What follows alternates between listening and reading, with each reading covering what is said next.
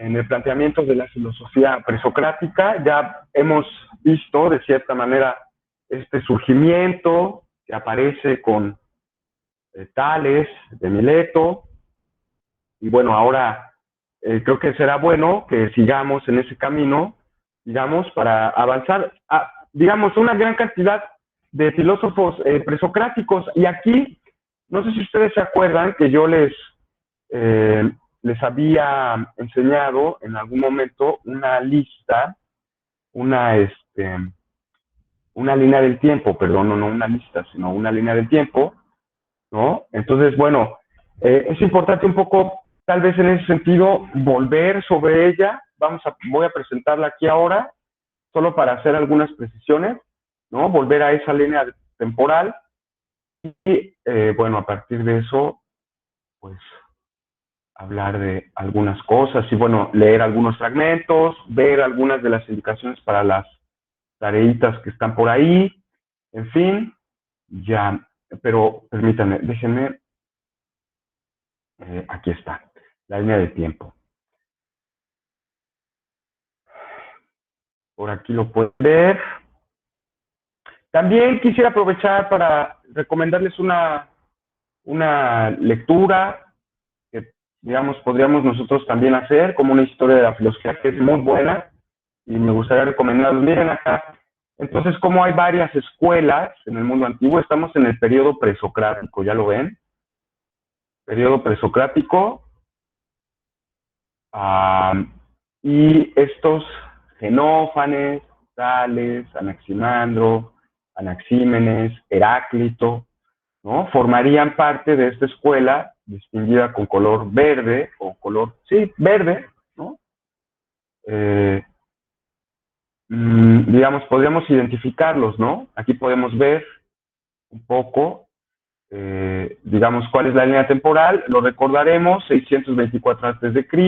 al 546.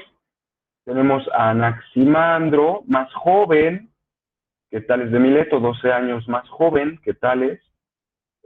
También paisano, porque también es de Mileto, ¿no? Anaximandro de Mileto, su paisano, por algo pues fue también su discípulo. Y fíjense, ¿no? ¿Cómo se les llama? Milesios. Milesios o jonios, porque están relacionados con esa escuela, digamos, con esta parte del mundo antiguo, ¿no? Del mundo que habíamos planteado de este mar Egeo. ¿Se acuerdan? Habíamos puesto ahí nuestro mapa y veíamos esta región ahora perteneciente pues al país contemporáneamente llamado Turquía, ¿no? Es esa zona del mundo. Bueno, antes en ese momento pues forma parte del mundo helénico. Sin embargo, no son los únicos presocráticos que existen. E incluso, fíjense, también es un poco, podríamos decir, a veces, en cierta manera, inexacto, en cierta manera, llamarles presocráticos, porque, por ejemplo, en el caso de Demócrito y Sócrates, son contemporáneos. O Anaxágoras, ¿no? Digamos, bueno, tal vez Anaxágoras es un poco mayor, ¿no? Tal vez 20 años mayor que Sócrates, pero, o Leucipo, pues 10 años mayor, ¿no? Etcétera. Bueno, piensen, Demócrito es incluso hasta menor, ¿no? Que Sócrates. Entonces, eso de llamarlos presocráticos, pues también, digamos, no solo en el caso de los pluralistas, sino miren, también incluso en el caso de los pitagóricos, ¿no? Pitagóricos, miren. Bueno, está Pitágoras, ¿no? Etcétera, que bueno, sí es relativamente lejano, ¿no? Pitágoras muere en el 500 antes de Cristo, Sócrates nace en el 470, pero bueno, Filolao, pues es más o menos contemporáneo, Polícletes, Zenón de Elea, son los eleatas, ¿no? Nosotros vamos a centrarnos en nuestra materia, en los milesios y en los eleatas, ¿no? Pero, bueno, también hay una gran cantidad de filósofos aquí, ¿no? Los pitagóricos, los pluralistas, pero si nos metemos a esto, pues los presocráticos por sí mismos ameritarían un curso, ¿no? Entonces, pues ahí elegí a los milesios y a los eleatas, particularmente a Parménides, Zenón de Elea. Recordarán que nuestro profesor, doctor Carlos, que nos da la clase, ya parece que mañana va a ser la última, citó el texto del Parménides, ¿no? Así llamado, pues la composición platónica, y pinta a Sócrates como siendo joven, ¿no? Aparentemente aquí hay como, bueno, pues Euclides, en fin, ¿no? Hay muchos que, eso de llamarlos presocráticos, bueno, ha sido muy conveniente, pero también podríamos tener nuestra crítica, ¿no? Como para decir, bueno, ¿en qué sentido son tan pre? Se entiende, y esta es la interpretación aristotélica, que, digámoslo así, la mayoría de estos filósofos de este periodo presocrático así llamado, tienen una preocupación cosmológica, es decir, por el origen del mundo, de la realidad, ¿no? Ya lo estamos viendo ahora con Tales de Mileto, en fin, sus preocupaciones acerca del mundo natural. Y eso es una interpretación que Aristóteles tiene sobre estos filósofos, ¿no? Y su escuela, Teofrasto, Aristarco, en fin, todos los aristotélicos, ¿no? Entonces ahí, digamos que eso sería por lo que podríamos identificarlos, ¿no? Entonces, bueno, vean, tenemos a Tales, nosotros vamos ahora a hablar un poco sobre Anaximandro y terminaremos con Anaxímenes. De eso se tratan las siguientes dos tareas, o las dos, digamos, actividades que hay ahí, ¿no? Leer los fragmentos que he seleccionado y contestar las preguntas que digamos, ¿no? Es un control de lectura de los textos y digamos, ¿no? Una de las cosas también que quiero yo llamar su atención sobre esto, pues es, digamos que con Anaxímenes, si bien con Tales de Mileto todavía estaríamos en ese ámbito, pues si quieren, puramente doxográfico, es decir, no hay ninguna fuente primaria o no hay ningún fragmento que sobreviva, etcétera. Con Anaximandro aparece el primer fragmento, digámoslo así, filosófico que se conserva hasta ahora, ¿no?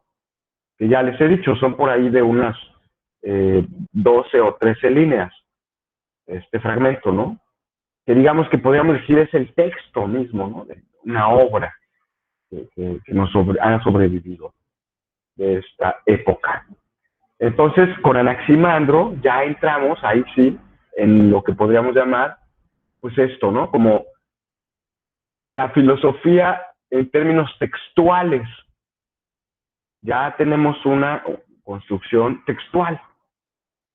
Esto es importante, fíjense, una vez que estaba platicando con un compañero sobre esta idea de los presocráticos y por qué me gustaba enseñarlo, pues me gustaba porque les es que me gusta esta cosa como muy romántica de que estamos frente a las primeras líneas de la filosofía occidental, ¿no?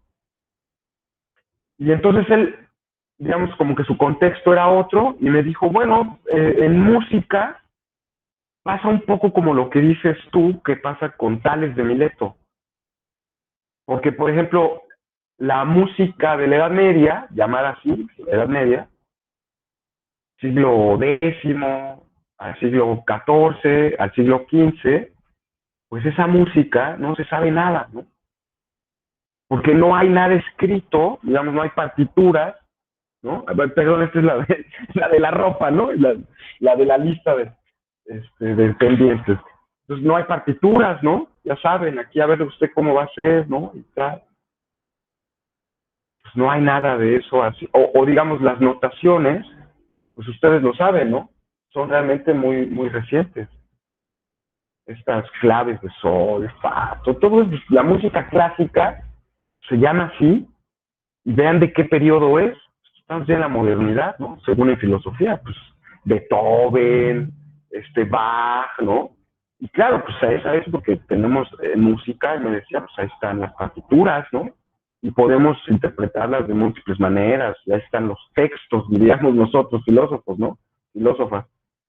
Entonces ellos, ahí, digamos, en música me dijo, pasa un poco lo que sucede con estos filósofos, ¿no? Al menos en el caso de Tales de Mileto, que realmente lo único que podemos hacer es como conjeturar acerca de sus planteamientos, pues, cómo era, que se imaginaban que fue, ¿no? Y tal. Y tratar de hacerlo, digamos, pues con cierta cautela. Siempre eso, ¿no? Mostrando que en el fondo no disponemos como de los medios, ¿no? En fin. Entonces, bueno, vean acá, esto es interesante, pero ya con Anaximandro, fíjense, filosofía, pues sí ya aparece en estas primeras líneas, de forma, pues digámoslo así, que Occidente pues valora, ¿no? Justamente esa es la idea del tránsito de la oralidad, todo el componente mitológico y todo lo que habíamos discutido tiempo atrás, a la escritura,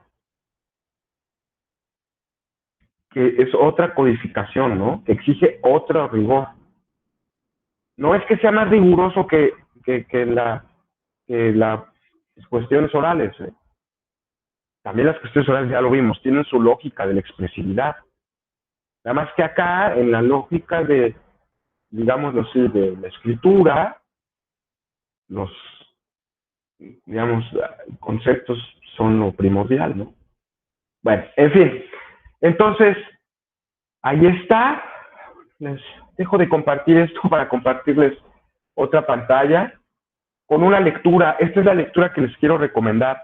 Creo que no se la subí a su a sus lecturas recomendadas allá en la plataforma, pero aquí lo tengo. Es un libro de Jonathan Barnes que se llama Los Presocráticos. Miren, se los voy a presentar y me quiero ahora sí, poner a hablar acerca de Anaximandro, ¿no? Que por cierto, ustedes ahí en el Edúcate tienen como portada, digamos así, la fotografía que tienen ahí, o bueno, la imagen que tienen ahí, representa justamente a Anaximandro, ¿no? Es muy fácil reconocer a Anaximandro en ese mosaico, porque, digamos de así, pues se le representa con una de sus grandes contribuciones civilizatorias, que es la invención de este reloj solar. Si ustedes ven la imagen ahí que tienen en el Bucate, van a ver a este hombre que además aparece con el, ya lo habíamos hablado, ¿no? Aparece con el pecho descubierto como signo de su manera distinta de vivir. Eso era distintivo, ¿no? Tener el pecho descubierto como filósofos, la túnica, etcétera. Ya no se usaba, pues, saben, esta parte. Y aparece con su gnomon. Gnomon, no como los gnomos esos que salen allá, o los que pones en tu jardín, sino gnomon, que es justamente un reloj solar.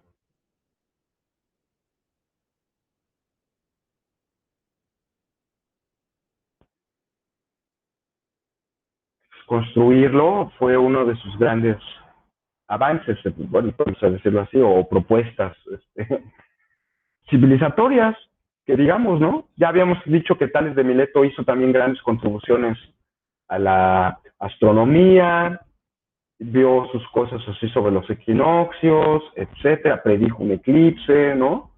Que es como, vaya, ¿no? Predecir un eclipse, eh, etcétera. Y bueno, pues aquí ya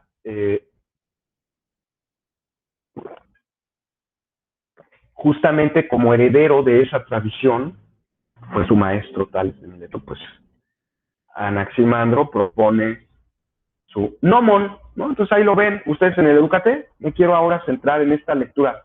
Miren, es este texto de Jonathan Barnes. Eh, Se llama así justamente Los Presocráticos, y permítanme simplemente leerles alguna breve cosa. He elegido un fragmentito.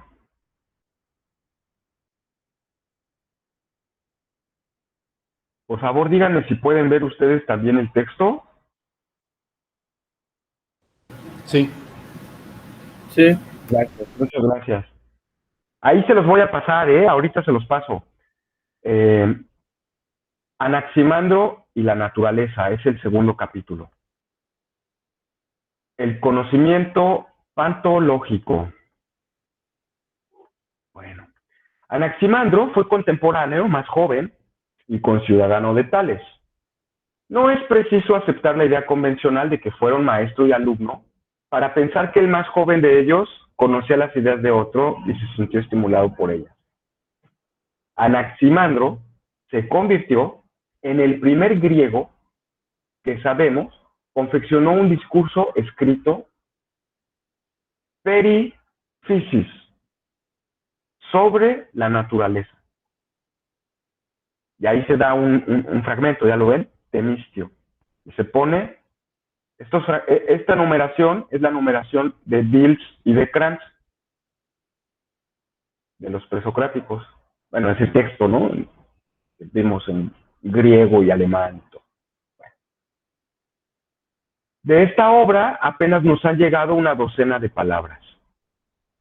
¿Cómo se llama la de Tales de Mileto? ¿Se acuerdan? ¿Cómo se llama la obra de Tales de Mileto?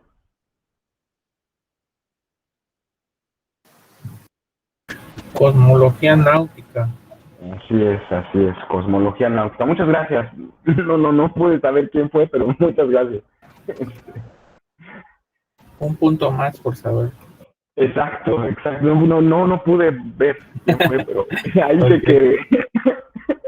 Bueno, perdón. De esta obra apenas nos ha llegado una docena de palabras. Bueno, entonces la obra de Tales de Mileto se llama Cosmología Náutica y la obra de Anaximandro se llama Sobre la Naturaleza. De esta obra apenas nos han llegado una docena de palabras. Pero la doxografía nos permite hacer un juicio de su alcance y de sus dimensiones. Era amplia. Había una cosmogonía o narración de formación del universo, una historia de la Tierra y de los cuerpos celestiales, un relato del desarrollo de los organismos vivos, descripciones de toda clase de fenómenos naturales e incipientes estudios de astronomía, meteorología y biología, así como una geografía ilustrada con un célebre mapa mundi. Fíjense qué amplio, ¿no? Es una totalidad ahí la que abarca, ¿no? De temas, desde el origen del universo, ¿no? Hasta un mapa mundi. Eso también es famoso por ser el primero que hizo un mapa del mundo. Su cartografía de cómo era el mundo, ¿no? Y por ahí googlean ustedes, ¿no? Mapamundi de Anaximandro, les va a salir la imagen de cómo era el Mapamundi, cómo se imaginaba él, que era, digamos, la Tierra, ¿no? Bueno, la naturaleza, physis, abarca todos los objetos de la experiencia y todos los temas de preguntas racionales, excepto el del producto de la invención humana. Los presocráticos van a hablar de todo lo natural, excepto de lo artificial, ¿no? Porque la física abarca todos los objetos de la experiencia y todos los temas de preguntas racionales, excepto el producto de la invención humana. Eso, digamos, ¿no? Nos interesa el mundo natural, no el mundo de las invenciones humanas, de lo artificial, ¿no? Lo no natural. Y si los sistemas presocráticos de pensamiento solían expresarse en formas de discurso, perifices, o fiseus, ¿no? Aquí dice, perifiseus, todo discurso sobre la naturaleza se iniciaba con una cosmogonía para después pasar a la descripción del universo celestial. Se investigaba el desarrollo de la Tierra, de la vida terrestre y del animal humano. Se describía las nubes, la lluvia y el viento, así como la estructura rocosa de la Tierra y las aguas saladas de los mares. Pasaba de lo inorgánico a lo orgánico, tocando temas de botánica y de zoología. Estudiaba la topología de las especies y la anatomía de distintos seres. Llegaba a la mente y estudiaba la psicología de las sensaciones y de la acción. Perdón, de la sensación y la acción. Y se preguntaba por la extensión y la naturaleza del conocimiento y por el lugar que corresponde al hombre en el mundo natural. Un discurso perifiseus, ¿cuál es? Sobre la naturaleza, en pocas palabras, abarca toda la ciencia y toda la filosofía. Ya lo hemos visto, no hay como esa distinción todavía, ¿no? Entre el mundo científico y las cuestiones como filosóficas, ¿no? Bueno, podemos imaginar que Tales fue el primero en señalar este vasto dominio de de la búsqueda intelectual. Anaximandro fue el primero en organizarlo, y su esquema, con algunas adiciones y modificaciones, determinó el ámbito y las aspiraciones de prácticamente todas las corrientes de pensamiento siguientes. Anaxímenes, Xenófanes e incluso Heráclito, Empédocles y Anaxágoras y los atomistas. Todos ellos trabajaron y escribieron en la grandiosa tradición de Anaximandro. Otros hombres son especialistas. La especialidad de estos era la omnisciencia.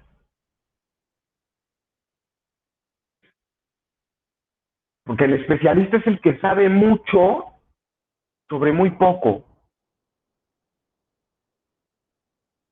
Piensen cómo son nuestros especialistas ahora. Los científicos contemporáneos, ¿cómo son? Uno que hace microbiología celular. Entonces hace una tesis de doctorado sobre cómo funciona ahí el ciclo de Krebs, ¿no? En la molécula, no sé qué tanta cosa, y te sabe de todo, pero de una cosita así, miren. A ver, tú lo sacas de ahí, le dices al científico, bueno, a ver, sal de tu laboratorio, ¿qué opinas de México? ¿Qué piensas decir de la realidad? ¿Sí? Que, no, pues está duro, ¿no? Pues usted es un súper científico y tal. Eso es como una visión interesante la que nos ofrece Jonathan Barnes, ¿no? Bueno, a través de la espesa niebla del tiempo que nos separa de Anaximandro, podemos percibir los destellos de un intelecto, de un alcance y una audacia verdaderamente asombrosos.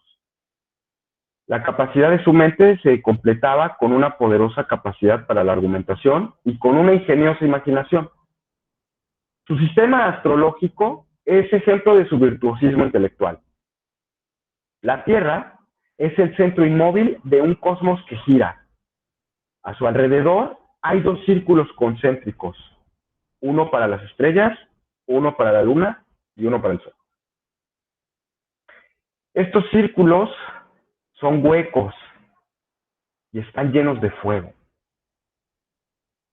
Es decir, los cuerpos celestiales son agujeros de esos círculos, a través de los cuales resplandece el fuego que encierran.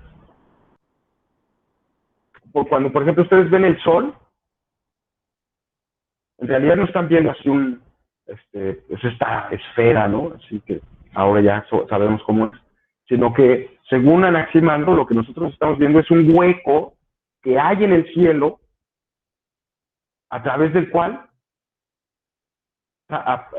pasa el fuego, un fuego, ¿no? Lo mismo con las estrellas.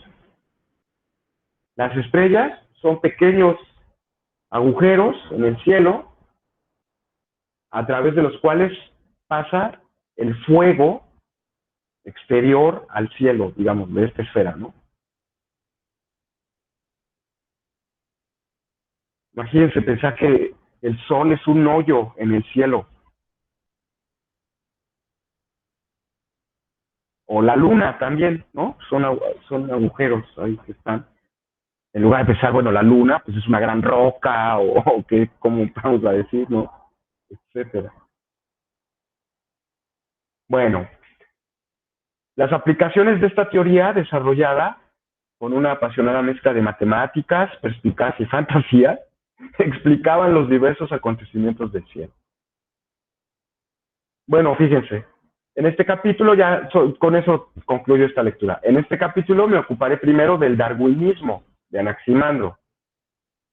Si ustedes vieron vieron por ahí la tarea y todo, leyeron algunos fragmentos, ahorita nosotros vamos a leer algunos, vamos a ver que de pronto Anaximandro tiene como una teoría que podríamos llamar evolutiva, ¿no? Acerca del origen de la vida. Muy curioso, ¿no? Ahí sí, por ahí lo notaron en la tarea. Si no, ahora vamos a leer algunos de esos fragmentos, ¿eh? Segundo, pero primero se va a ocupar de esa especie como de darwinismo. Segundo, narración de la estabilidad de la Tierra. Y tercero, pues ese pequeño fragmento de su obra, ¿no? Que contiene las palabras más antiguas de la filosofía occidental. No voy a presentar a Anaximandro como pensador sistemático, sino que espero poner de manifiesto las virtudes y vicios característicos de su temperamento. Bueno, vean qué juicio, ¿no? Vean qué juicio hace este profesor, Jonathan Barnes. Acá les enseño cuál es el libro. Ahorita se los mando. Enseño la portada. A ver. Los presocráticos, miren. Jonathan Barnes. De esta edición Cátedra. Aquí está, miren.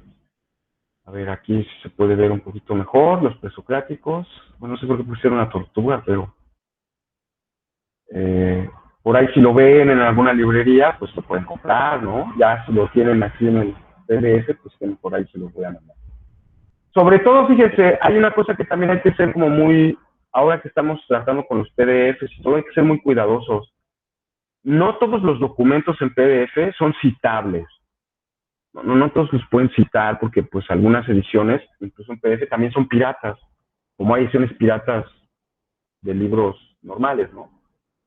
Entonces, una cosa importante que ustedes tienen que ver siempre en los PDFs que tengan es que además de la portada y todo esto, aparezca los datos. Si no aparece la página legal, que es esta página, aquí aparece, ustedes lo pueden ver aquí, y si no se los enseño, también miren, aquí tengo otro libro, aquí lo pueden ver también en la pantalla,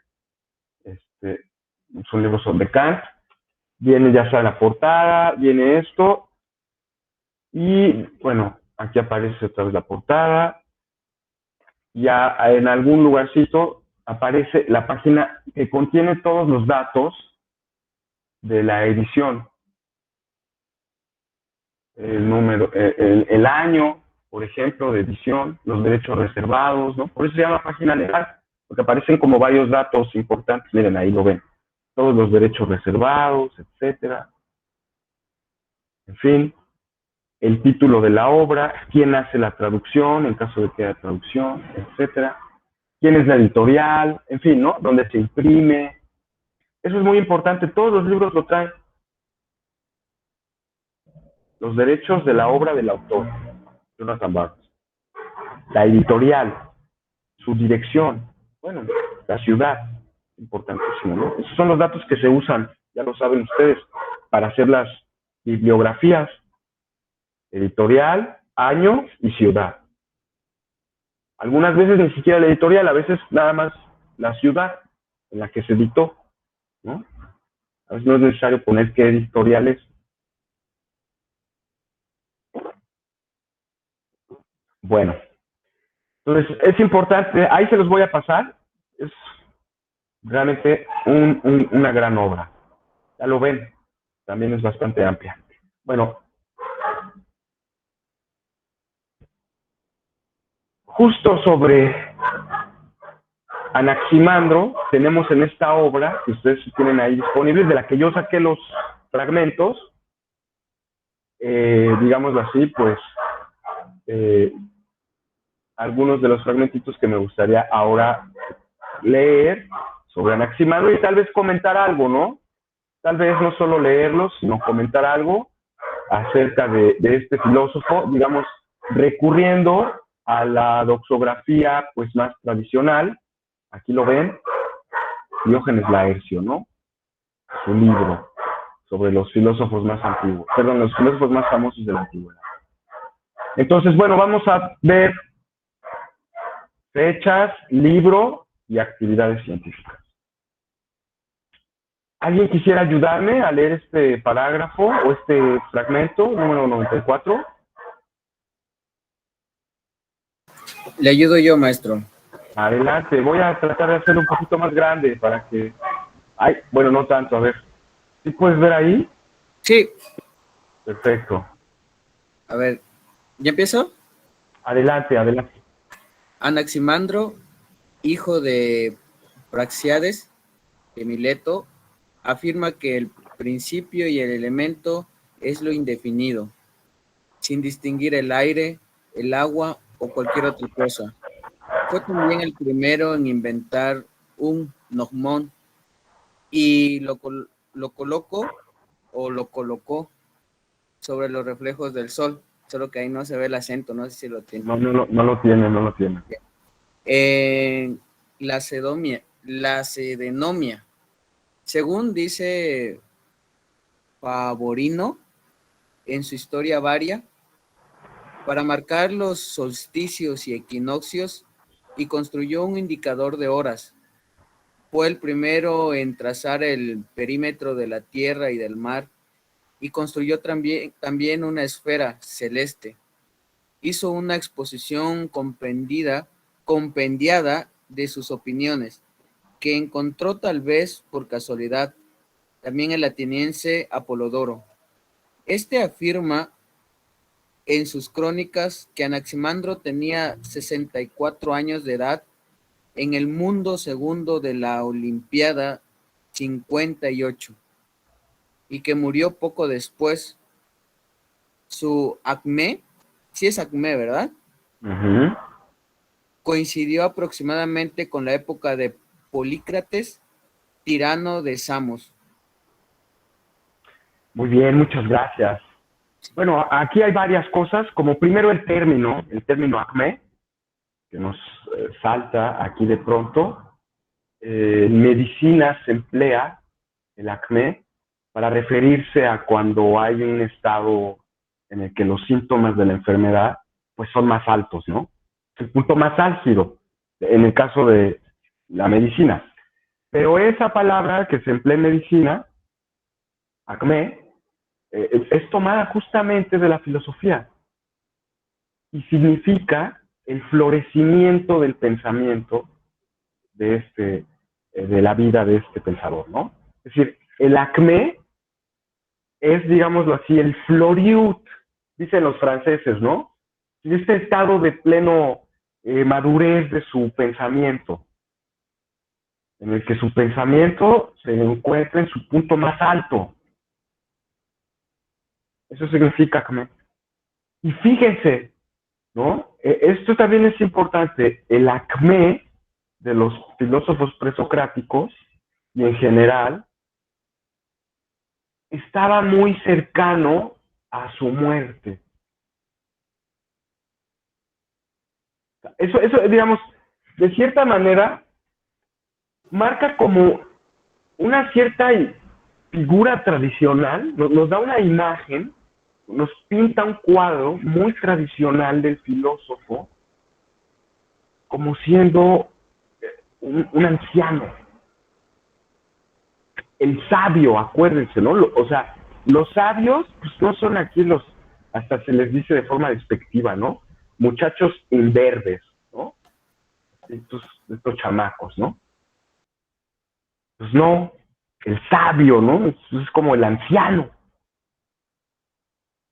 hay esa especie como de, se lo repito, ¿no? Como esa especie de cuadro, si quieren, ¿no? Un poco así esa pintura que se nos da de el acmé cercano a la muerte de los, de los pensadores, ¿no? En el caso de Anaximandro, bueno, pues eh, no es necesariamente así, pero es muy común que en la tradición doxográfica el acmé de los filósofos esté cercano o incluso coincida a veces con su época de muerte, ¿no? Un poco como, no sé, yo siento, ¿no? Pues para quitar la soberbia, ¿no? Porque a veces hay un poco esa idea, ¿no? De que soy un niño genio o una niña genio, ¿no? Y entonces me metí a la filosofía porque pues, soy un genio, ¿no?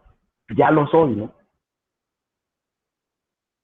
Pues no, como que hay una idea de que en filosofía los genios, así genios, este, pues son hasta que llegas a viejo, ¿no? Cosa que, por ejemplo, en matemáticas sí podría ser, o en otras disciplinas, ¿no? Bueno, pues no sé, tuvieron los niños matemáticos, sí que sí la traen aquí bien y todo. Bueno, pues tal vez, ¿no? Ya saben, aquellos grandes matemáticos, ¿no? Que desde muy pequeños, en fin.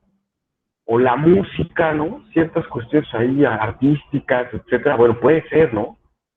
Pero en el caso de la filosofía, ese mito o esa idea de que hay, pues sí, pequeños genios, ¿no? No es tan, como tan tradicional, ¿no? No es tan tradicional. Más bien la tradición es diferente, ¿no? Como que aquí los sabios son los ancianos, ¿no? Bueno, nada más por esa idea de Acme, algunos datos que por ahí también me gustaría, ya los había yo comentado, ¿no? Entonces Diógenes Laercio nos dice que pues también es de Mileto Anaximandro, habla de un principio o habla del arjé, afirma que el arjé o el principio y el elemento es lo apeiron, lo indefinido, algo que es indefinido, sin distinguir ninguno de los elementos, ¿no? Aire, agua o cualquier cosa, como lo hizo su maestro, según el cual su maestro decía que el agua, ¿no? Bueno, según el fragmento que nos da Aristóteles, ¿no? Porque de Tales no sabemos, pero Aristóteles cuenta eso de Tales, ¿no? Entonces, y además de proponer este principio de lo indefinido, inventa este gnomon, que es justamente eso, un reloj de sol. Pero fíjense, la información que tiene Diógenes Laercio viene de fuentes secundarias, porque él cita a tal Favorino, cita su libro, ¿no? La historia varia. Según Favorino, hizo esto. Ya, nada más que aquí lo recoge Diógenes Laercio, ¿no? Bueno, un poco para ver esa lectura de nuevo como oblicua, ¿no? Eh, fue el primero en trazar el perímetro de la Tierra y del mar. Se hizo un mapa, ¿no? A ver, vamos a trazar el perímetro de tu terreno. Entonces ya tienes que hacer, lo recorres, ¿no? Aquí tu terreno, tal y ya. Entonces, fíjense, parece que hizo también muchos viajes. O sea, para hacer tu mapa, no existía Google Earth, ¿verdad? O el otro Google Maps, ¿no? Ahí hacerte un mapa. Y luego también construye una esfera del cosmos.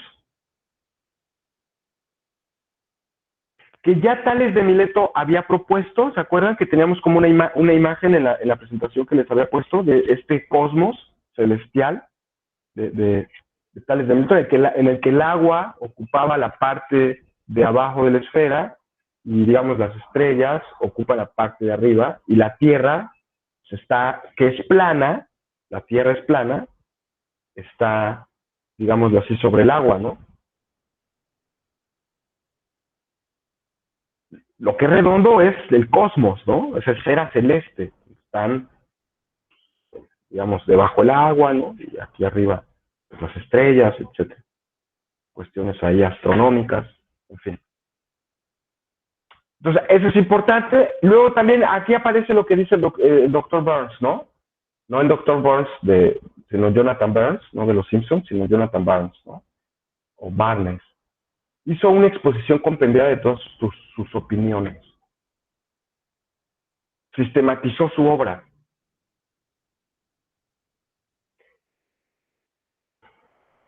Según Apolodoro, se la encontró, ¿no? Y Apolodoro, que aquí pues supuestamente se encontró esa exposición compendiada de obras, afirma tal cosa, ¿no? Que Anaximandro tenía tal edad, 74 años, y que más o menos por ahí de esa edad muere, ¿no? A los 74 años. Bueno, muchas gracias, muchas gracias. ¿Alguien más me quiere ayudar o igual? Adelante. Este fragmento 95.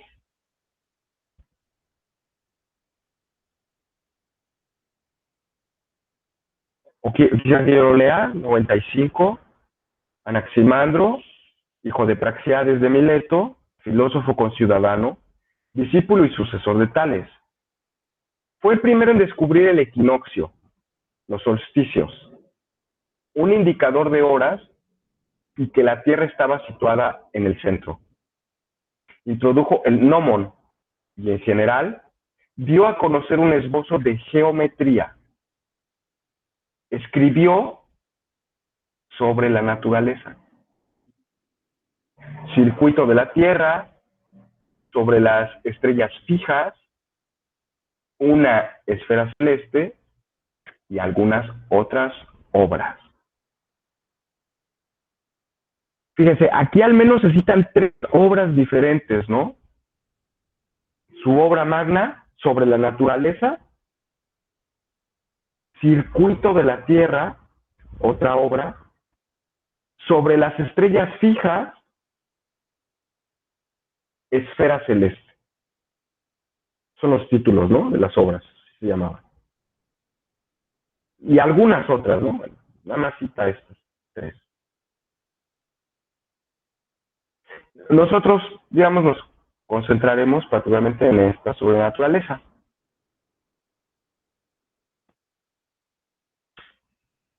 ¿Qué les parece esta imagen de Anaximandro? De nuevo, fíjense, ¿no? Como siendo, por acá aparece un poco los mismos datos, ¿no? Como siendo un gran astrónomo, podríamos decir, ¿no? Inventando este aparatito, que es un reloj solar, ¿no? Porque saber cómo poner el reloj solar, así, no sé, cómo construirlo. ¿Has visto relojes solares? ¿Cómo son? Se pone así una piedra, ¿no? Y cada sombra va marcando, ¿no? La hora. Cómo va el sol haciendo la sombra, va marcando, ¿no? Eso tiene que ver con cómo se va moviendo el cosmos, ¿no? Cómo se van moviendo los astros. Sí, pero ¿cómo sabes, pues digo, a qué hora ponerlo, ¿no? Cuando decía, a ver, ahora sí ya lo voy a poner, porque es mediodía y entonces no hay sombra, ¿no? Perpendicular, así, y entonces yo cuando pongo mi palito, no da sombra, ¿no? ¿Cómo logras ubicarte en el cielo? Así. Esa es una cosa que, digamos, es interesante lograr, ¿no? No sé ahora cómo se hagan los relojes de sol. Yo creo que ya es más sencillo, pero pues, es un reto, ¿no? Imagínense, como una buena tarea para estos presocráticos, yo les hubiera podido haber dejado, como en otras ocasiones les dejaba, pues que hicieran un reloj de sol, ¿no? Pero no, ya pues, es algo complicado hacerlo. Ya mejor ahora les pido que mejor hagan una esfera celeste, como la que habla Anaximandro, ¿no? una maquetita y de cómo es esa esfera celeste. Un dibujo, ¿no? Mejor que hacer un gnomon. Bueno, de nuevo aparece, y sobre todo, digamos, el texto, otra vez, sobre la naturaleza. Ustedes lo ven aquí en griego, periphyseus, peri, acerca de, o sobre, physeus, naturaleza. Physis, ¿no? De ahí viene la palabra. Entonces, fíjense qué importante es esto, ¿no? Se continúa una misma tradición de escuela, un mismo pensamiento, ese pensamiento geométrico, el pensamiento astronómico, el pensamiento acerca del principio, y sin embargo, se critica el origen, ¿no? Digamos, la respuesta que daba su maestro. Si bien su maestro se cuenta que habla acerca de que el principio de todo es el agua, en Anaximandro el principio de todo va a ser justamente esto que es lo indefinido.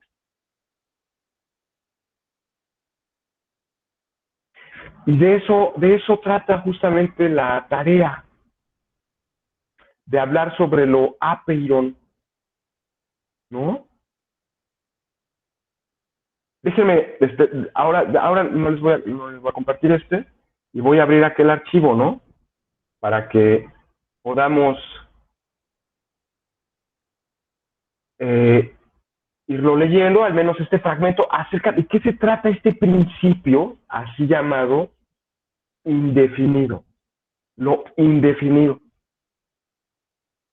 Porque es una cosa de las más difíciles, digamos, cuando uno se enfrenta en filosofía, cuando empiezas a hablar de algo infinito, ¿no? Es el primero que va a hablar del infinito. Entonces, déjenme otra vez, nada más que aquí les voy a compartir de nuevo mi pantalla.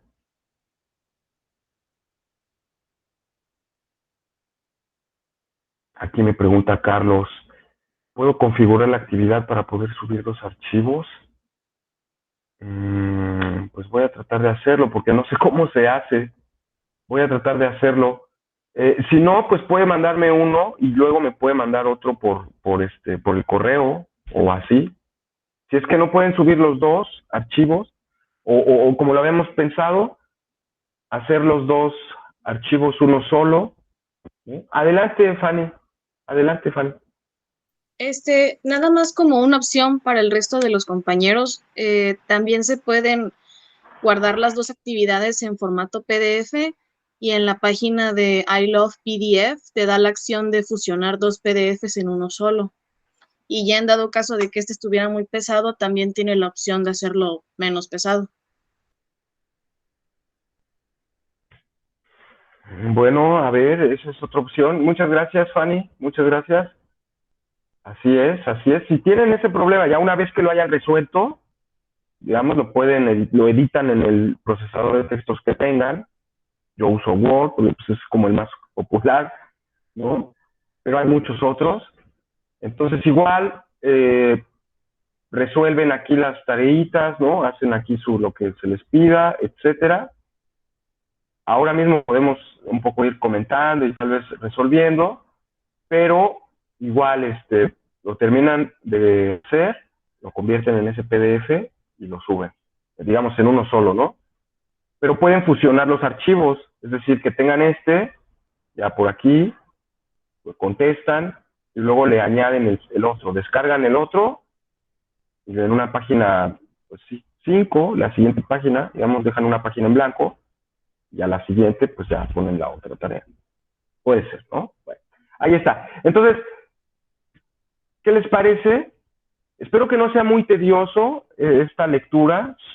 He señalado algunos fragmentos. Espero que no sea muy tedioso porque, bueno, aquí pues es un poco este ejercicio al principio, ¿no?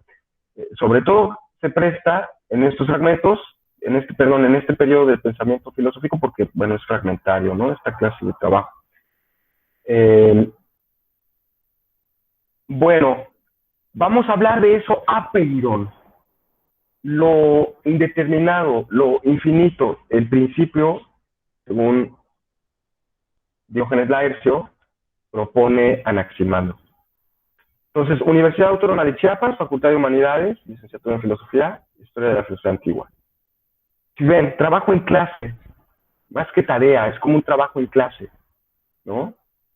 Nombre, 1, Loa Peirón. 108, ya saben, 108 de Kirk, Raven y Scofield, ¿no? A ver, les estoy compartiendo todas. Ah, no, es que... Bueno, 108 de Kirk, Raven y Scofield. Aristóteles, la física, libro Gama, capítulo 4, bueno, 2, etc. 108. Lo infinito no tiene principio, sino que parece ser ello el principio de los demás seres, y que todo lo abarca y todo lo gobierna, como afirman cuantos no postulan otras causas fuera de lo infinito, tales como el espíritu o la amistad. El infinito, además, es un ser divino, pues es inmortal e indestructible, como afirman Anaximandro y la mayoría de los físicos teóricos.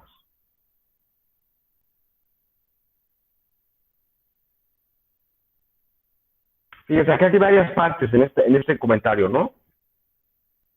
Aristóteles va dando como ciertas características acerca del infinito.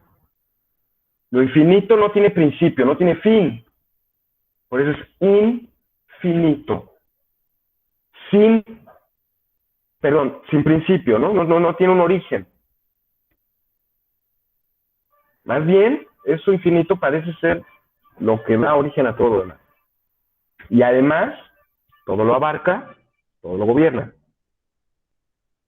Lo infinito lo abarca todo y todo está regido por lo infinito.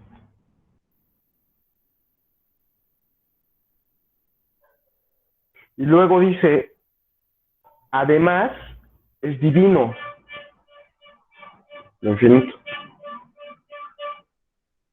Es inmortal y es indestructible. Dice, ahí hay ya ven que hay una preguntita, ¿no? Es una lista con las propiedades del vapeo. Bueno, pues ahí están algunas, ¿no? Lo infinito no tiene principio. Lo apeiron. Y aquí la palabra a, ¿no? Apeiron es justamente la palabra peros, ¿no? Significa límite. De ahí la palabra perímetro, ¿no? El perímetro es justamente lo limitado, ¿no? Límite de una figura. Sin embargo, la partícula a es la negación, la partícula negativa, ¿no? Que en este caso nos demuestra que esto no tiene límite. Entonces, lo apeiron es algo infinito, no finito, no finito. Esto es lo que significa la A. No. No tiene límite. Bueno, es un poco extraña esta idea, ¿no? De lo apeiron. Aristóteles, 109, del cielo, etcétera. 109. Algunos postulan un solo elemento. De ellos, unos creen que es el agua, otros el aire, otros el fuego, y otros algo más sutil que el agua y más denso que el aire, el cual, por ser infinito, contiene todos los cielos.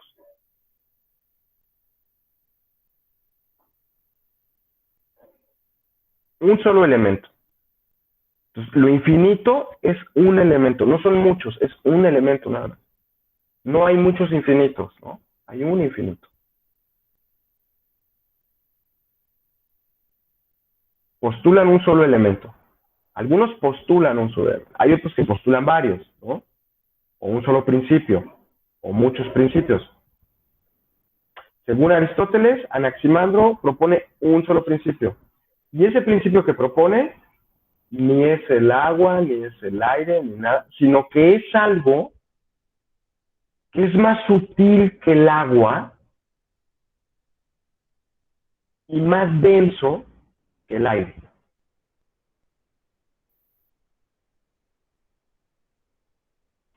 Y además, por ser infinito, ese elemento más sutil que el agua y más denso que el aire contiene todos los cielos. Todo el cosmos los contiene. Ese elemento contiene todo el cosmos.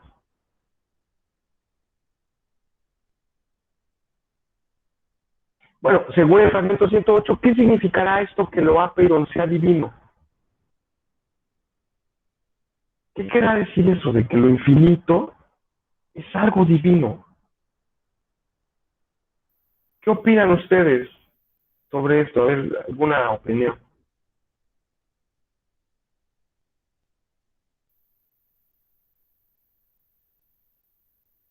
¿Alguna vez ha pensado en que aquello que no tiene ninguna limitación, aquello que no está determinado por nada, lo infinito, incluso hasta en términos numéricos, ¿no? Una serie infinita de números, etcétera. Perdón, por ahí escuché a alguien.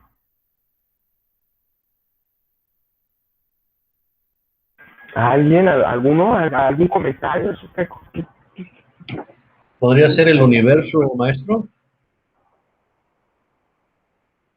Esto infinito contiene al universo, a todo el universo.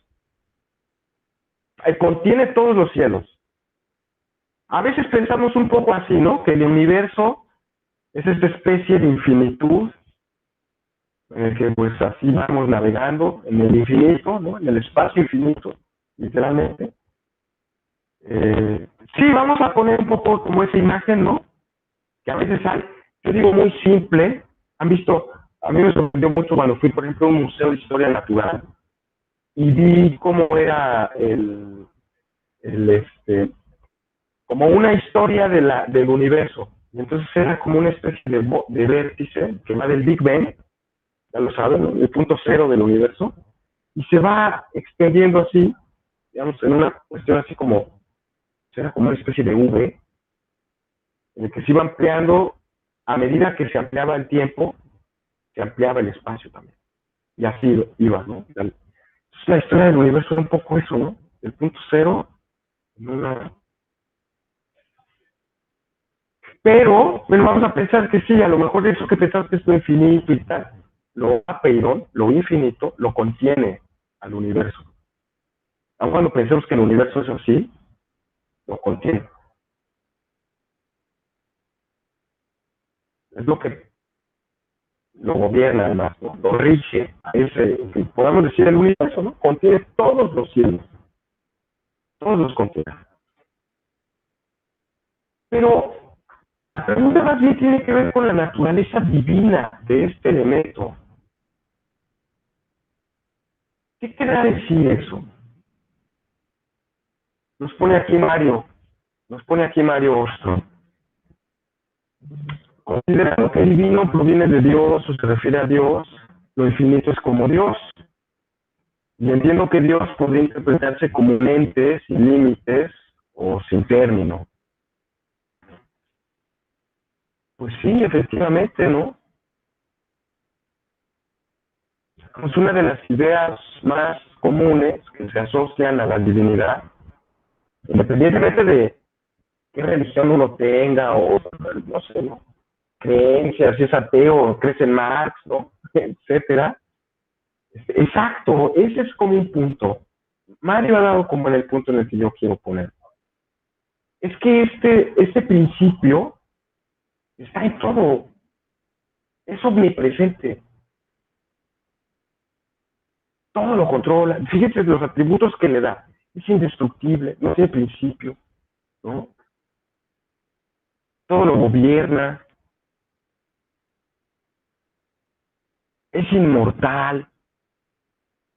Y esos atributos se parece que se asocian, digamos, a la divinidad, ¿no?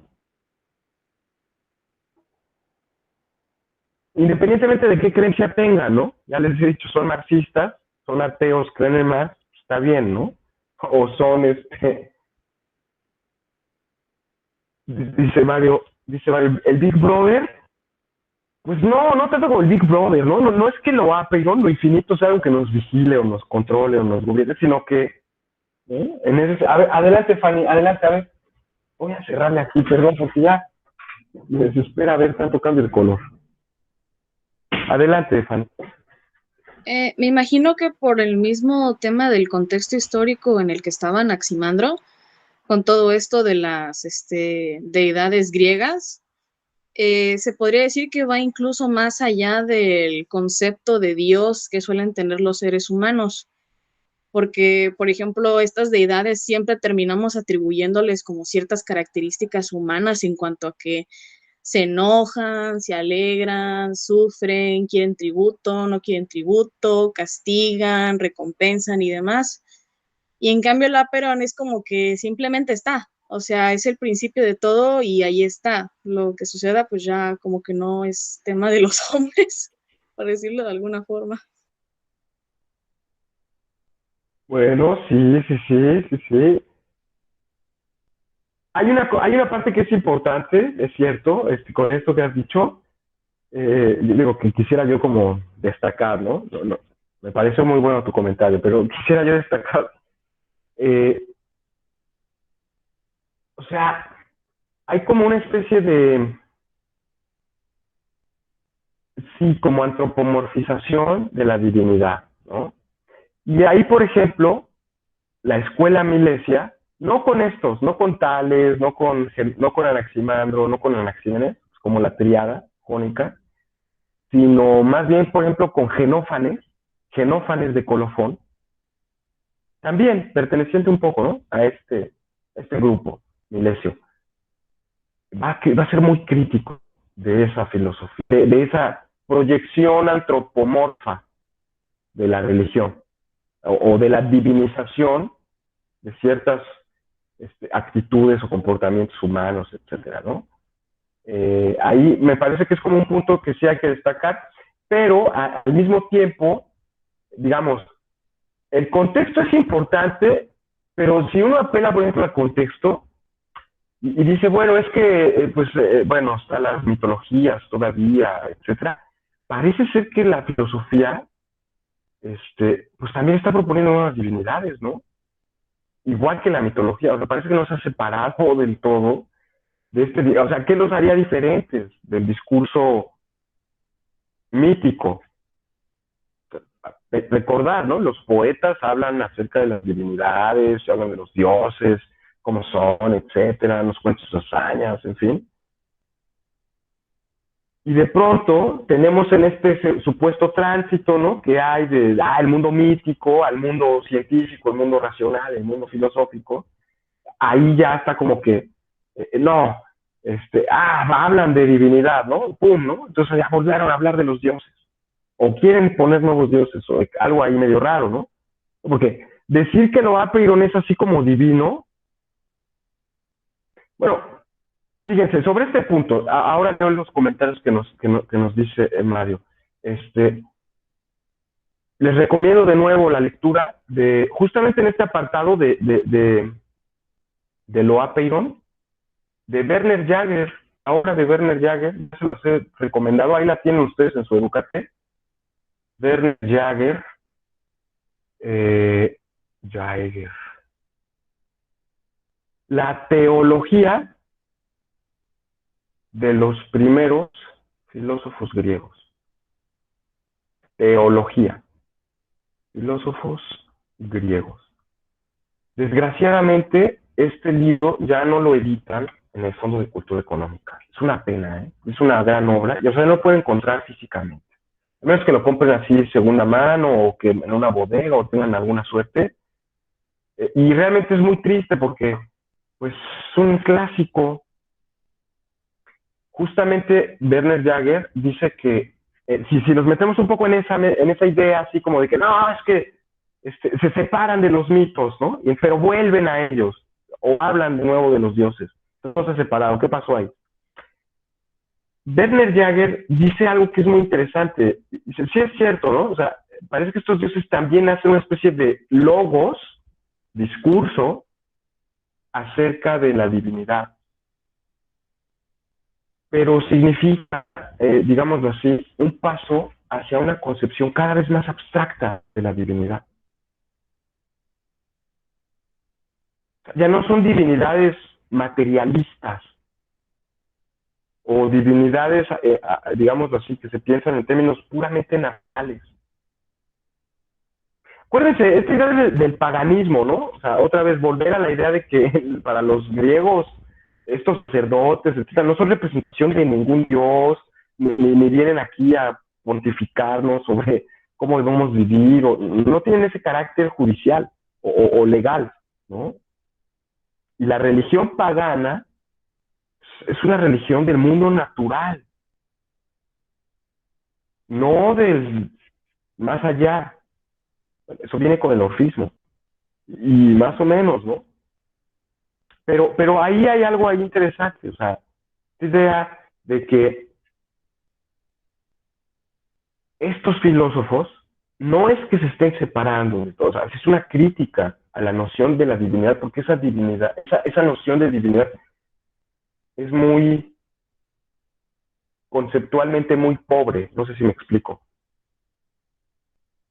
Ninguno de los otros poetas había llegado a esta idea de que los dioses eran infinitos. Ninguno.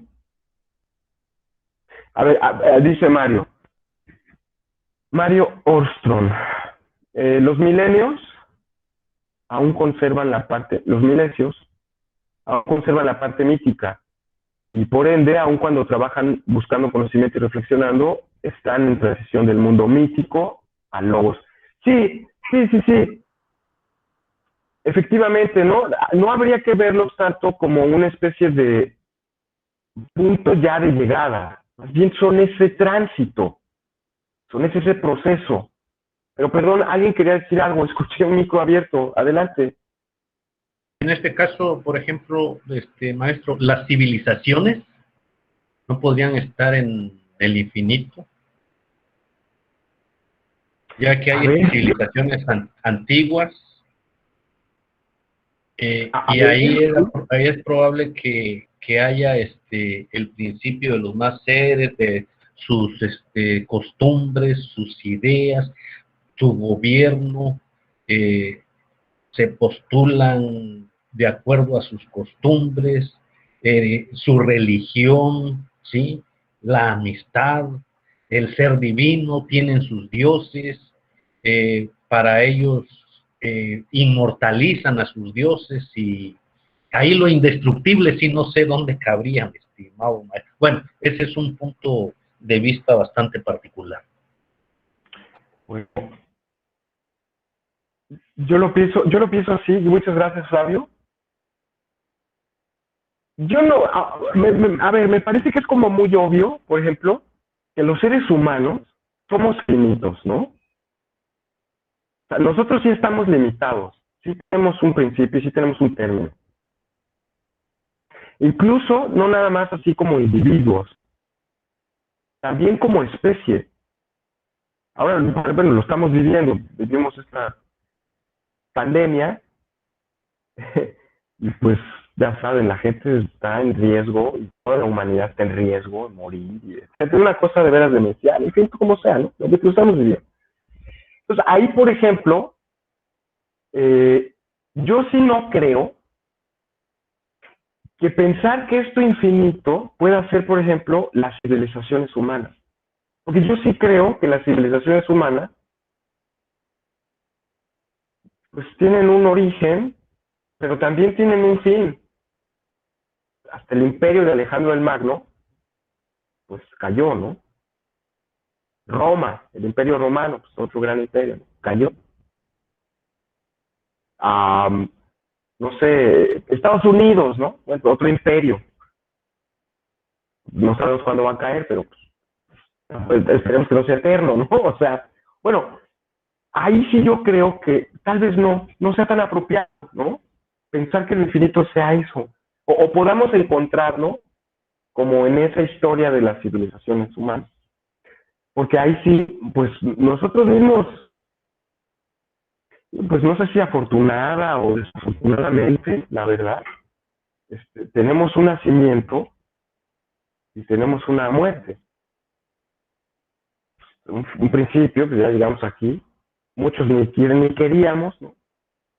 Espero que no sea su caso, pero ya mismo ya estás aquí, ¿no? Y al final, pues digo, no sé, no, como que pues uno sí sabe, ¿no? Eso es como lo feo. Tienes esa conciencia de que, híjole, va a haber un final, ¿no? Es lo lamentable, yo puedo vivir también. Al final como que tienes esa conciencia de decir, híjole, ¿no? Moriré. Eh, entonces, no lo creo. Al menos en ese punto, pero lo que sí es muy cierto, es que la mayoría de los dioses suelen tener estos rasgos que le da el propio Anaximandro a su apeiron, a su infinito. Su infinito es indestructible, no tiene principio, es inmortal, no tiene un origen tampoco, ¿no? Entonces, fíjense, este es un punto interesante. Y además, el dato aquí fuerte es que el propio Aristóteles nos da la información de que es algo más sutil que el agua y menos denso que el aire. O sea, se encuentra entre esos dos, entre el agua y el aire. Entre esos dos se encuentra lo apeo. Eso infinito, no es, es una cosa material. No sé si me explico. Es un principio natural. No es, adelante, Joa, nos pregunta, adelante, Joa. Bueno, sí, adelante, Joa. Pues yo llegaría a pensar que eso en medio entre el agua y el aire podría llegar a ser como lo sólido, porque sería como los tres estados del agua, que sería gaseoso y líquido. Ya el tercero sería lo sólido. Yo llegaría a pensar, digo.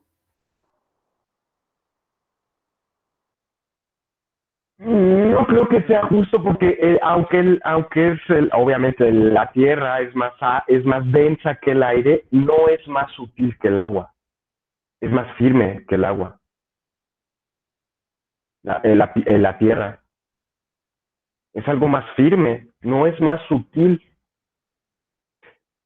Tal vez como una idea sobre qué sea esto, Apeirón, imaginemos ese estado de la materia que ahora se llama plasmático, que es entre acuoso y gaseoso. Así se llama, ¿no? Ese estado de la materia, plasmático, supuestamente, ¿no? Porque es todavía entre agua, o más sutil que el agua, pero no llega a ser aire, es menos denso. Perdón, es más denso, pero no es tan denso como que fuera tierra, porque entonces ya no es sutil.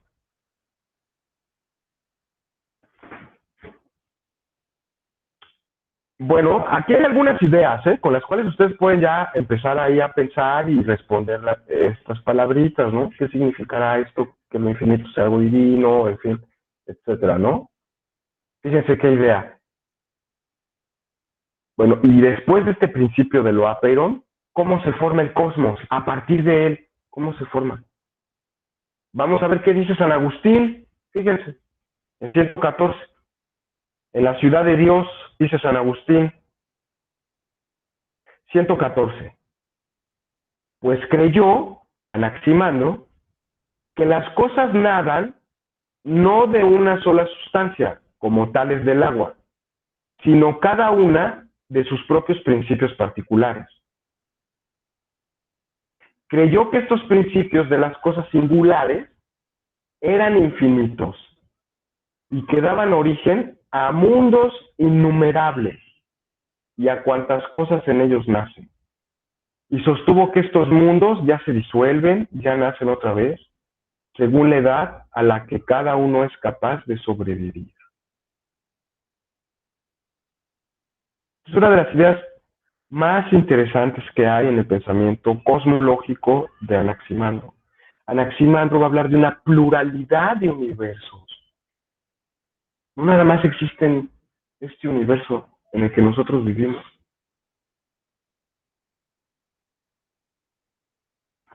Estamos hablando de lo infinito. Hay infinitos universos. Adelante, escuché por ahí algo. Adelante, adelante. Que eso llegaría a ser como algo revolucionario, porque años después, con la teoría de las cuerdas, ya se mira la posibilidad de la múltiples universos. Claro, ¿no? Ya no sería un universo, uno, ¿no? Sino sería un pluriverso. Muchos universos. No más uno. Muchos, ¿no? Si ya de por sí pensar en el universo, esto que ahora hemos hablado, la totalidad, en fin, el cosmos, las estrellas, el sol, y el sistema solar, las galaxias. Ahora imagínense que hay infinitos de esos.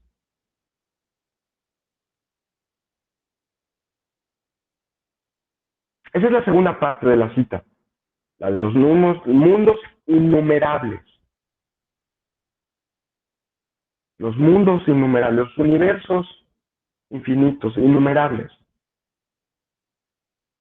Es una de las más interesantes de la filosofía antigua. Anaximandro va a postular la idea de los múltiples mundos. Y fíjense, aquí nada más como una nota, por ahí ya ven que he estado subiendo muchas cosas, como siempre y tal, pero le subí este libro de Horst Mattei Kelly. Horst Mattei Kelly es un filósofo mexicano, alemán, bueno, germano-mexicano, aunque me parece que nunca perdió su nacionalidad alemana, que vivió aquí en México, en fin, aquí desarrolló su obra, etcétera. Y él tiene este libro que se llama Todos los pensamientos son verdaderos. Es un libro muy extraño, está muy bien escrito, está muy raro, son de aforismos. Pero Horst Mattei Kelly justamente hace eco de este idea de Anaximandro. Para él, la interpretación que él nos ofrece de este texto de Anaximandro, de este fragmento de Anaximandro, o bueno, que tenemos gracias a San Agustín, es que estos innumerables mundos y estos infinitos que existen, somos cada uno de nosotros. A lo que se refiere ahí, literalmente, como dicen ahora, cada cabeza es un mundo. Y sí, así tal cual, ¿eh? Cada uno de nosotros es un universo completo.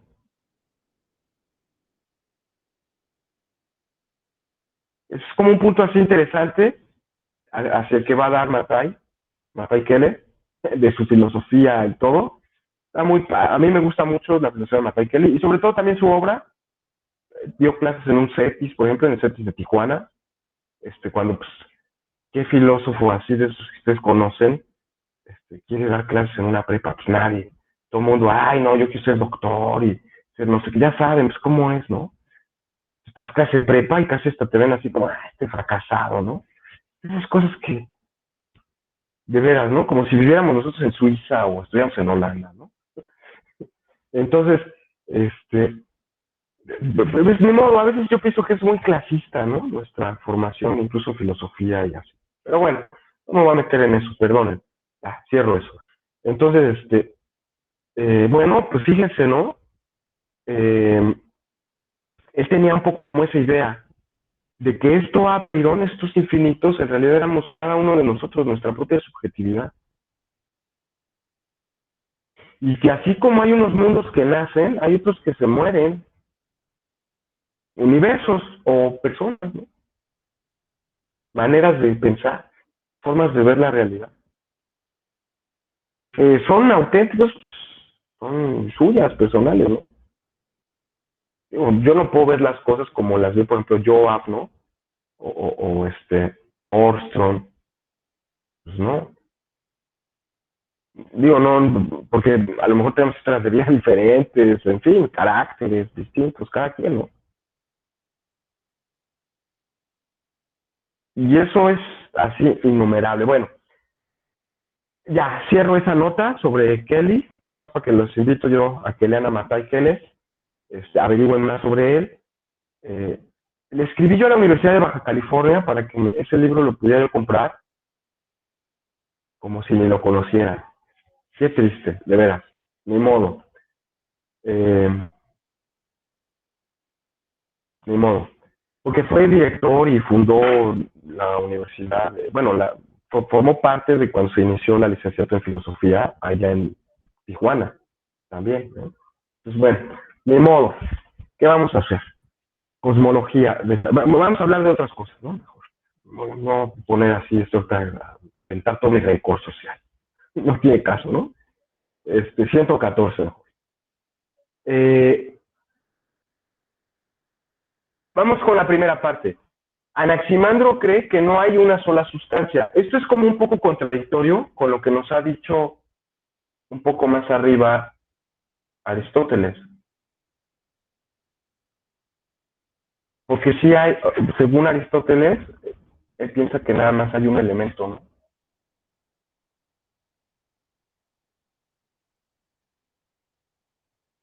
Entonces, bueno, aquí aparece esto y en esta primera parte dice no hay una sola sustancia,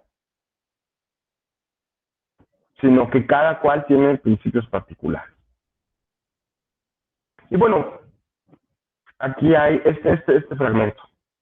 Ahora, 116, Aristóteles, física, libro Teta, etcétera.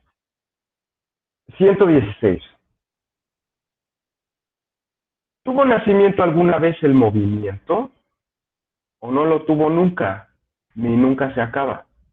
Sino que existió siempre y siempre existirá y es inmortal e incesante para los seres existentes, siendo como una especie de vida para todos los objetos naturales.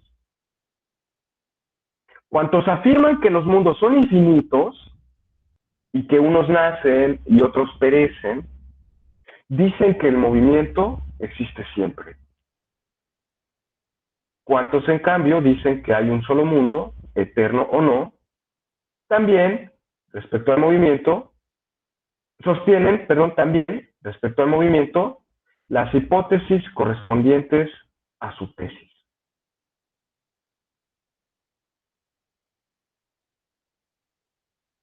Bueno, estos cuantos afirman que los mundos son infinitos, pues ya sabemos a quién se refiere, ¿no? El de los mundos infinitos es Anaximandro. Y además lo cita tal cual, ¿no? Unos nacen y otros perecen. Tal cual lo cita. Como, digamos, lo podemos ver un poco con el propio San Agustín.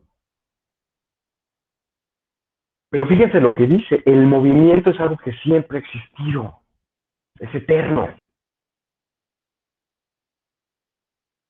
¿Qué opinan sobre esa idea del movimiento eterno? O sea, ¿siempre ha habido movimiento?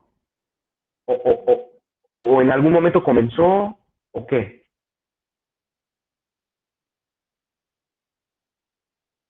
Siempre ha existido, existirá siempre.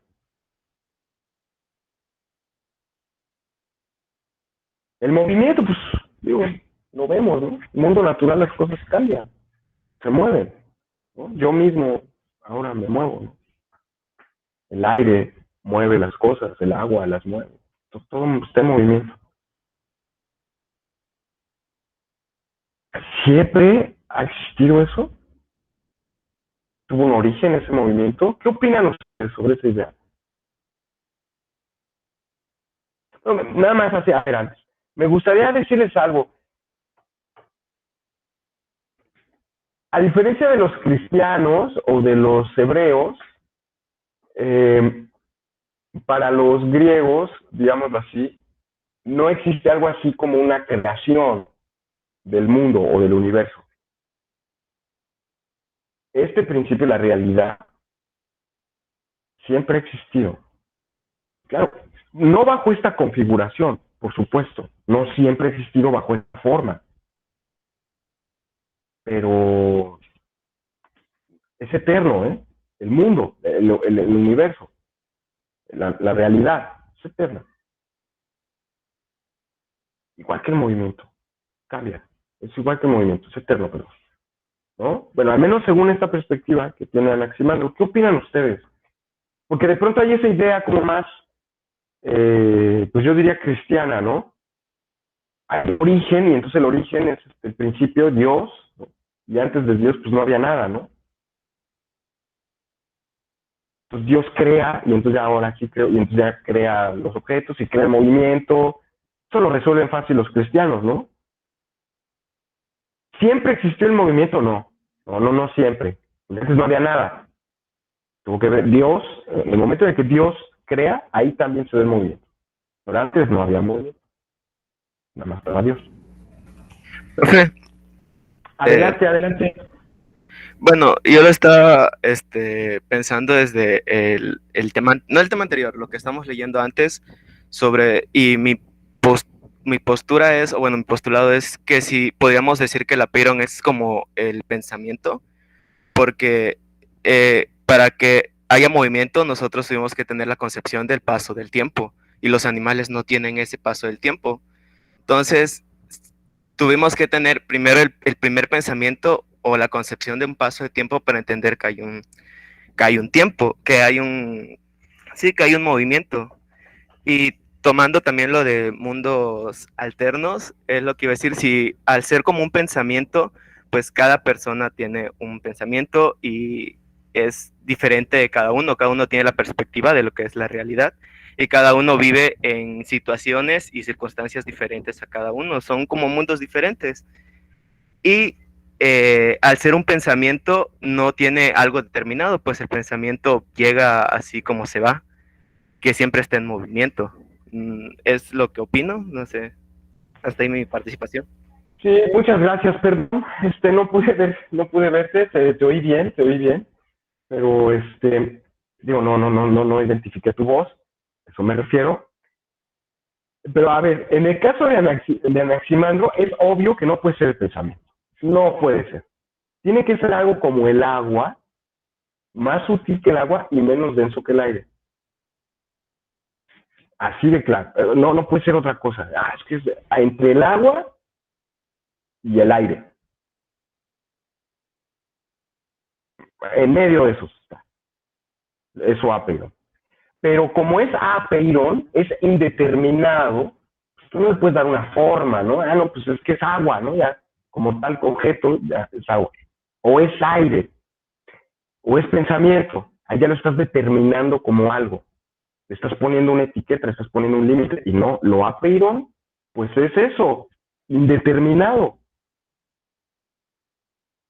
Un amigo se burlaba, el pobre Justin Bieber, ¿no? Es ese género indeterminado de Justin Bieber, ¿no? Que se decida. Ese género no binario, ¿no? Ahora que está tan de moda.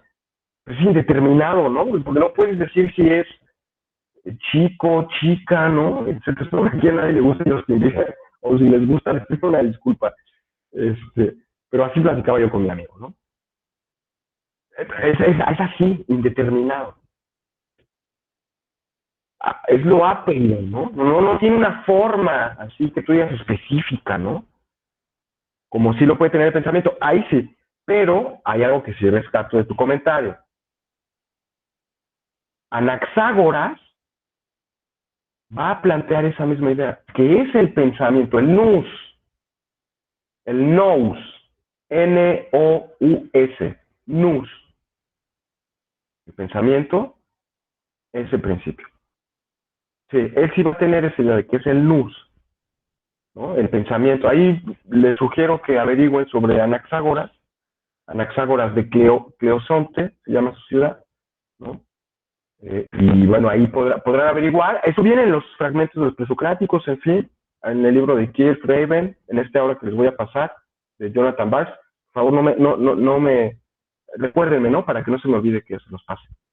Y se los suba también a su Educate. Entonces, sí, justo por las razones que tú estás dando, curiosamente, ¿no? él sí va a creer que es el pensamiento el que permite, de cierta manera, unificar la realidad, ¿no? Que, digamos, es el orden que rige el mundo, ¿no? El cosmos, el universo, etcétera, ¿no? El pensamiento, el nous. Pues eso sí es bien, bien interesante, digo, no, pero al menos en el caso de Anaximandro, no puede ser eso. Algo indeterminado. Escuché la manita levantada, pero no los veo. Díganme, adelante.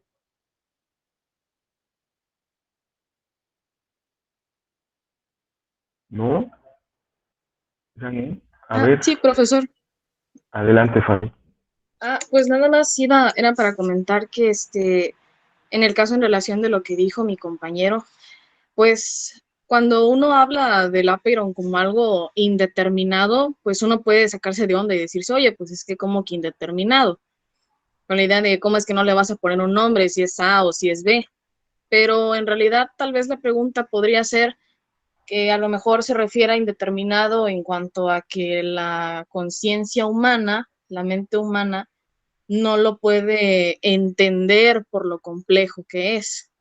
Es como cuando hablamos de la percepción del tiempo, temas que, por ejemplo, a mí se me hacen muy antropocentristas, porque nosotros digamos que tenemos esta percepción del tiempo basándonos posiblemente en la idea de la mortalidad, ¿no? De cuántos segundos, años, minutos y horas de vidas nos quedan. Pero si, por ejemplo, en la naturaleza no se percibiera el tiempo, pues no estaría el tema de las estaciones, ciertos mecanismos de supervivencia que tienen los animales. Y uno podría decir, pues es que es algo que ya viene en sus instintos y la genética, pero no quiere decir necesariamente que no se percibe el tiempo, más bien el tiempo no se percibe de la forma en que un ser humano lo percibe. Lo cual, o sea, sí, o sea, esta cuestión del antropocentrismo o igual con el tema de las deidades, siempre he tenido este conflicto cuando dicen la idea de Dios como una entidad omnipotente, omnipresente y omnisciente, que está en todos lados, todo lo sabe y todo lo puede.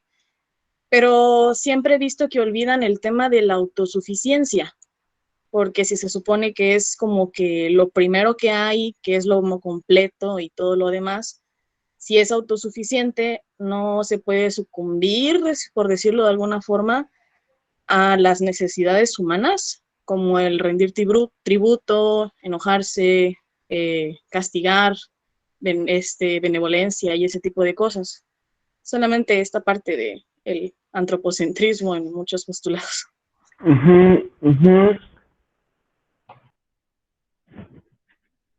Bueno, a ver, pienso aquí como una cosa, es cierto, esto Apeiron es difícil de captar para el pensamiento humano, etcétera. Puede ser que sea muy complejo saber qué sea, pero sin embargo podemos dar algunas descripciones de él. O sea, sí se puede, de cierta forma, hay una lista de propiedades que tiene. O sea, esto indeterminado es eterno, es infinito, es indestructible, no sé, ahí vamos dando como ciertas características, ¿no? De lo que sí es, ¿no? Ahora, digamos, Maestro, adelante. perdón, hace rato usted platicaba de en el universo, que incluso ahí también hay figuras, y en este caso los hoyos, que así se manifestaba en ese tiempo, y en uno de ellos lo denominaban el sol, las estrellas, la luna. En este caso, podría ser el sol, es decir, esa esfera que tiene fuego, que se encierra en llamas, porque no se sabía en ese tiempo cómo estaba conformado, ¿por qué? Porque no había tecnología. Sin embargo, ahí, en esos hoyos o círculos, pues se forma el sol, la luna, los astros, y en este caso, pues la Tierra.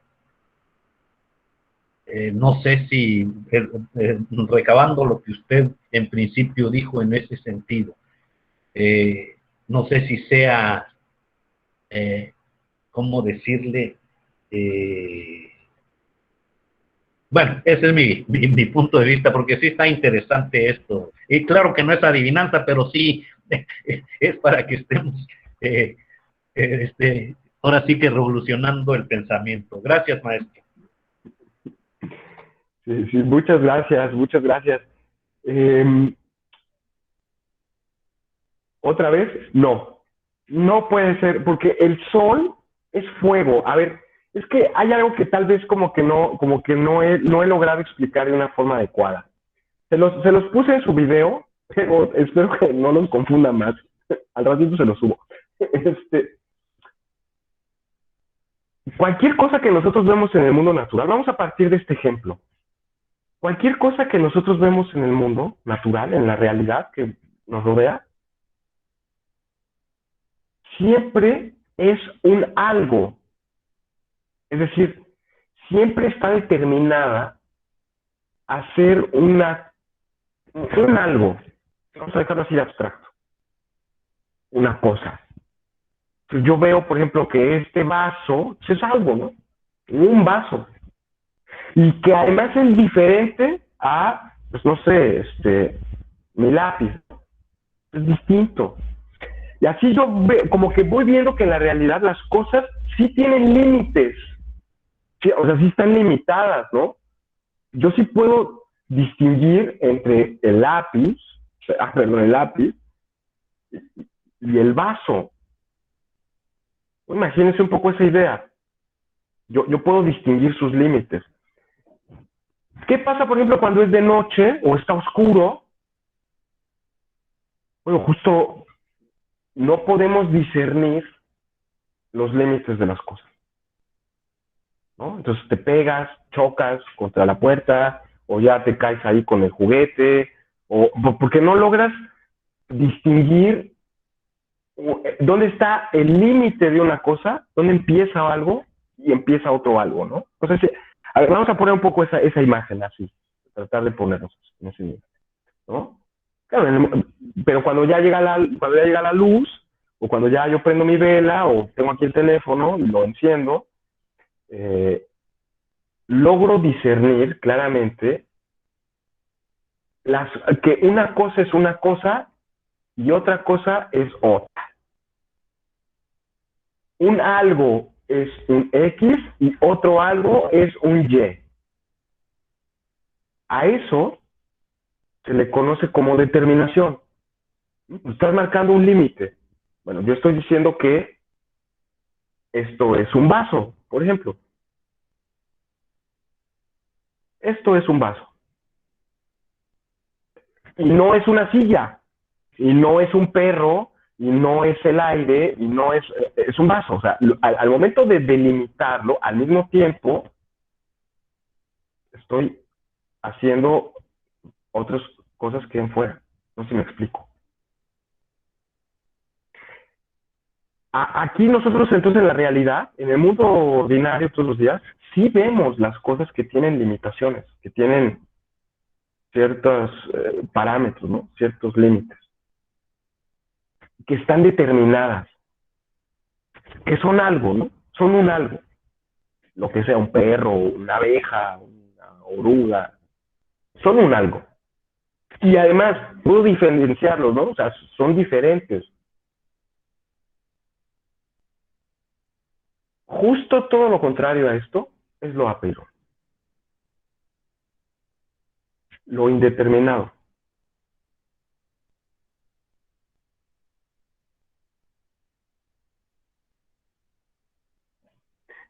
Nos dice Mario, podría ser que el apeiron escapa al manejo dimensional que hacemos como humanos, que no cabe en 3 o en 4 dimensiones ni en más, por eso no es posible determinarlo. Pues sí, digo, sí, es que sí, hago sentido con esa idea que nos decía también por ahí Fanny, y recordando la idea de su compañero. Perdón que no cite el nombre, no lo vi. Sí escapa nuestra comprensión, ¿no? Claro, porque es infinito y nosotros somos limitados. Pero fíjense, esta no finitud o esta infinitud, este A apeirón, esta no determinación, no es una negación. Al contrario, lo finito es lo que niega a lo infinito. Porque lo infinito no tiene límites. ¿Y qué es lo que hace lo finito? Marca un límite. A ver, separa tú el vaso, que es la misma materia del plástico, del reloj. Aunque tiene cosas plásticas, pues no, es todo plástico. Entonces los separa, ¿no? Los divide. Sí, pero en realidad forman parte de la misma, vamos a llamar así, materia, ¿no? Plástico. Nada más que yo, pues los he dividido, porque uno es un vaso, un plástico es un vaso, y otro es un reloj.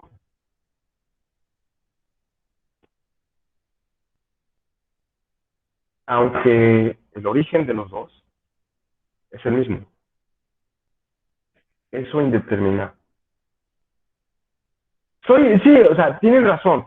Lo apeiron no lo podemos captar así como, porque claro, pues nosotros vemos las cosas y las vemos de forma determinada.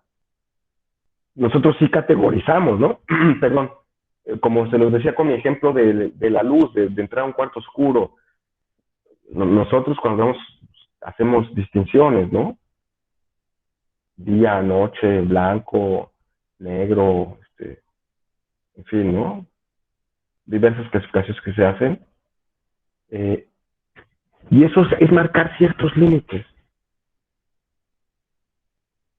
La pregunta de Anaximandro es, ¿cómo podríamos marcar límites? ¿Cómo podríamos decir que un algo es un algo si detrás no hay previamente algo indeterminado de lo que surge?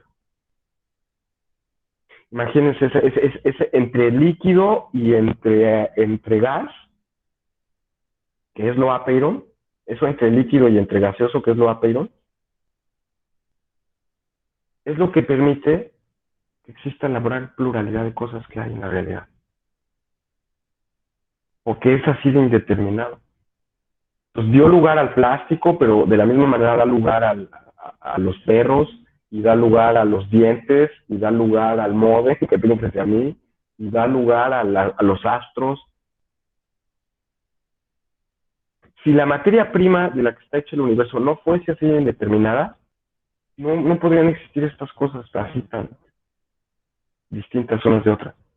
No sé si me explico, de esta forma un poco mejor.